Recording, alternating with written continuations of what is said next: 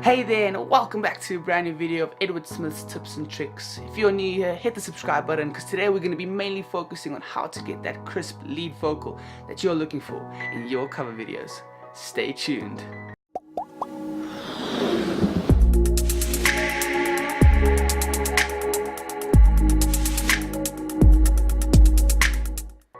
Many producers will tell you that editing vocals is one of the hardest things to do due to the fact that there's no easy way to get good at editing vocals. It really takes practice and practice and practice and practice, and you have to fail and fail and fail and fail, and as you fail you become slightly better every single time. But that is why I'm making this video for you guys, because there are many people that can sing and make great cover videos but just struggle with the editing process of vocals. So why go through the process of 2 or 3 years of editing and failing and doing all of that if you can just watch this video right in front of you? Let's get started with editing that one crisp lead vocal that's going to make the difference between one good cover video and one great cover video. The cover video that we'll be using today is Hey There Delilah, which had the most questions on how I got my vocals to sound so clean and crisp. So if you want to check out this video, the video is in the description down below. Otherwise, let's move on. Recording a great lead vocal just gives you a lot more options and makes the entire process a lot easier. As you guys can see, this project is very simple. There's only one lead vocal, and this vocal only took a few minutes to record for the best quality or good enough quality to be edited on. So this is what the main vocal sounds like without any editing on it. I'm 1,000 miles away, but girl, tonight you look so pretty, yes you do. So the vocal sounds good enough to be edited on, and therefore we can move on to the next step. The second step is going through the process of thickening vocals. Does your song need thickening or does it not? As you guys can see, this project is not very big and we only thickened the vocals in the bridge area over here. The vocal is moved to the left when panned to thicken on the one side and moved to the right to thicken it on the other side. Therefore it creates a very big broad sound with my main lead vocal still staying in the center. And this is what it sounds like if I remove all their plugins. And this is how it sounds. 1,000 miles seems pretty far, but they've got planes and trains and cars. I walk to you if I had no other way. Alright, so that sounds decent. Let's move on to the next step. Is it a simple song, or does the song have many tracks and needs a lot of vocals in order to stay balanced in the mix?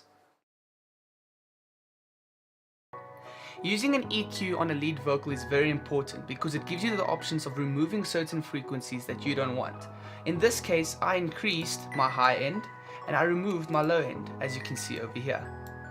This is what this vocal sounds like without the EQ, and then I'll play it with the EQ. Like in New York City, I'm 1,000 miles away, but girl, tonight you look so pretty, yes you do. Times Square won't shine as bright as you. You can just hear how clean and crisp, and it sounds like it's out of the mix and it's standing out and sounding really good. Let's move on to the next step. The fourth and final step of editing a lead vocal is your vocal chain. This is where most editing takes place. This is where your compressors are, this is where your reverb and your delays and all of those things are. But your vocal chain is important because it's the order that you set it up in and the individual plugins that you use. Well, let's go check it out. Setting up a great vocal chain is very important, and I feel like it's a fitness routine that's mainly just for you. It only works for you and only you know how to get the best out of it. In this case, I start off with 2 compressors.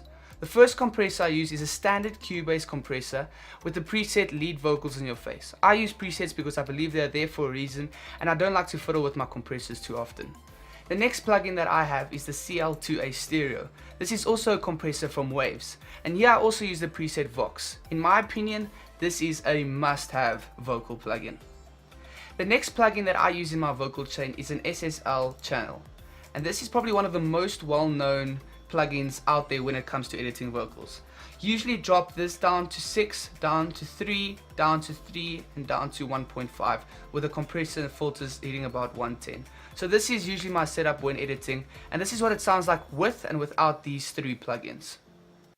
I'm 1,000 miles away, but girl, tonight you look so pretty, yes you do. Times Square won't shine as bright as you. You can actually hear the difference and how it all dims when you take it away. These compressors give you a brighter sound, and the purpose of a compressor is to take all the high sounds and all the loud noises and bring them down a bit, and all the low and very, very soft sounds and bring them up a bit to get a nice balanced mixed sound. The next plugin that I use in my vocal chain is Roomworks SE.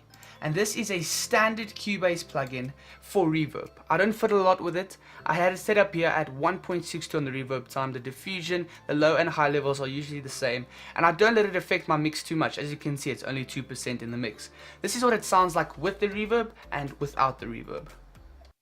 Like in New York City, I'm 1,000 miles away, but girl, tonight you look so pretty, yes you do.